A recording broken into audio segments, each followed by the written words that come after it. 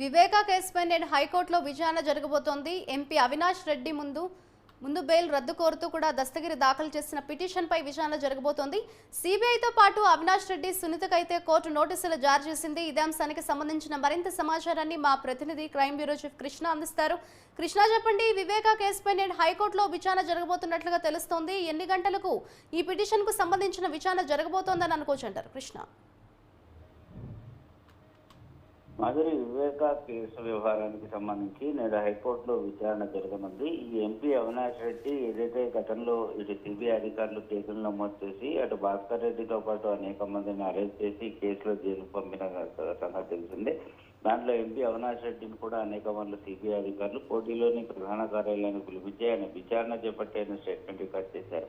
ఎప్పుడైతే తన తండ్రి భాస్కర్ రెడ్డిని అరెస్ట్ చేసిన తర్వాత ఖచ్చితంగా తనను కూడా అరెస్ట్ చేస్తారని అవినాష్ రెడ్డి హైకోర్టులో ముందస్తు బెయిల్ కోసం పిటిషన్ దాఖలు చేశారు. కోర్టు కొన్ని చర్యలతో కూడిన పిటిషన్ అంటే బెయిల్ మంజూరు కూడా చేయడం జరిగింది.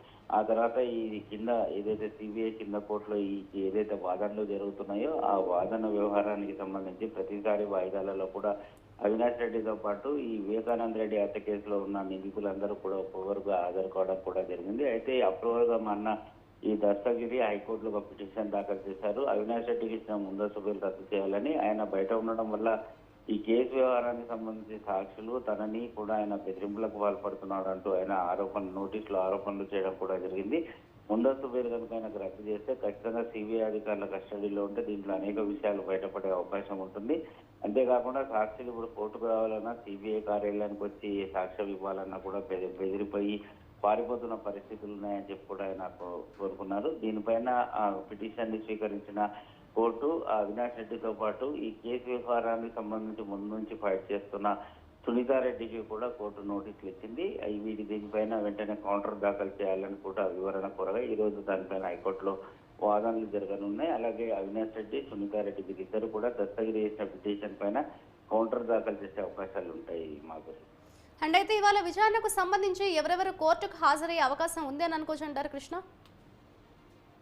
మాధురి, కేసు వ్యవహారానికి సంబంధించి అటు సిబిఐ అధికారులతో పాటు ఈ కేసు దర్యాప్తు చేస్తున్న సిబిఐ అధికారులు అలాగే దస్తగిరి వారితో పాటుగా అవినాష్ రెడ్డికి సంబంధించిన లీగల్ టీం అలాగే సునీత సంబంధించిన లీగల్ టీం కూడా కోర్టుకు హాజరై వారు ఈ దస్తగిరి చేస్తున్న ఆరోపణలపైన కౌంటర్ దాఖలు చేసే అవకాశం ఉంటుంది. ముందస్తు బెయిల్ వ్యవహారానికి సంబంధించి సిబిఐ కూడా దీనిపైన వాదనలు వినిపించే అవకాశం ఉంటుంది. సో మొత్తానికి ఈ వాదనలు విన్న తర్వాత కోర్టు ముందస్తు బెయిల్ వ్యవహారం పైన తీర్పు ఇస్తుందా, రిజర్వ్ చేస్తుందా అనేది మాత్రం కొంత ఉత్కంఠ నెలకొని ఉంది.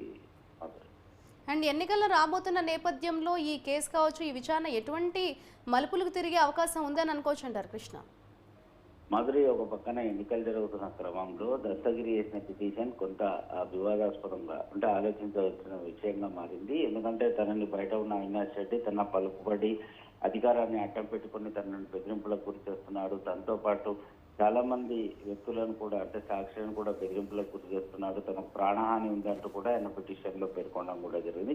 ఈ సమయంలో కనుక ముందస్తు బెయిల్ కనుక రద్దు చేస్తే అవినాష్ రెడ్డికి ఎన్నికల్లో కొంత చుక్కెదురవుతుందని కూడా మనం అనుకోవచ్చు.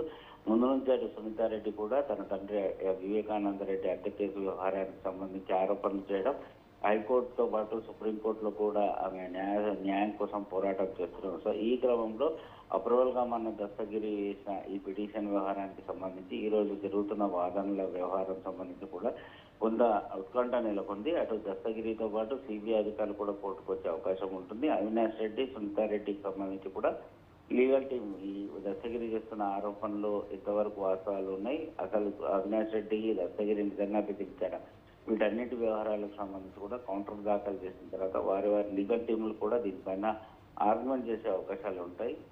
Madhuri, right, thank you Krishna.